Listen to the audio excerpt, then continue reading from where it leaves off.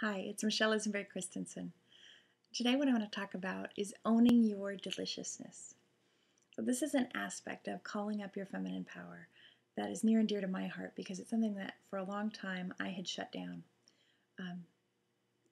To get really candid with you, when I first got married, I wanted to make sure that I would be faithful to my husband. And I was a really cute girl and liked a lot of attention and wasn't sure that I could trust myself.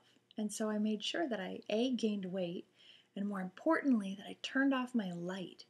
Sort of took down the sign out at the street that said, hey, there's an attractive woman here, to make sure that I didn't get unwanted attention from other men. Well, it worked. But the real problem was that it cost me a whole lot more than it cost interpersonal flirtation between me and other people.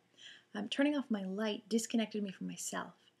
And I think that a lot of women are suffering in the same way.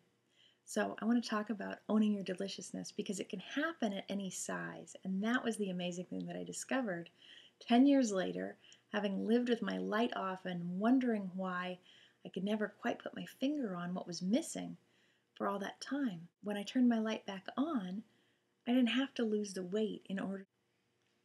I'd never really not been gorgeous, but to reconnect with the lusciousness that is me simply required remembering. It didn't require hitting a particular size of pants or a particular number on the scale.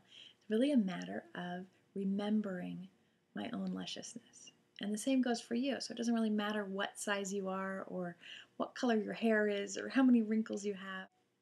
Whatever you're thinking stands between you and feeling really gorgeous. I know from experience, all it really is remembering. Your lusciousness is your birthright. And in our culture, we tend to revere people between the ages of like 16 and 19.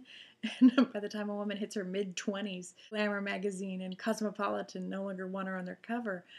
But the truth is that the human beings all over the planet, even today, appreciate the wide variety of beauty that there is. And even beyond that, our culture needs us to be alive to our beauty and to continue to model the full range of who we are as we move through time, as we move through different sizes, as we move through different chapters of our lives. So I invite you, as an act of power, to reawaken your own lusciousness.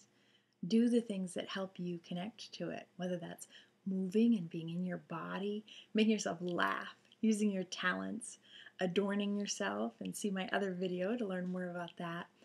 But there are a lot of things that we can do to deepen our service to the world and to turn on our own lights for our own pleasure. I've sure enjoyed it, and I hope you will too.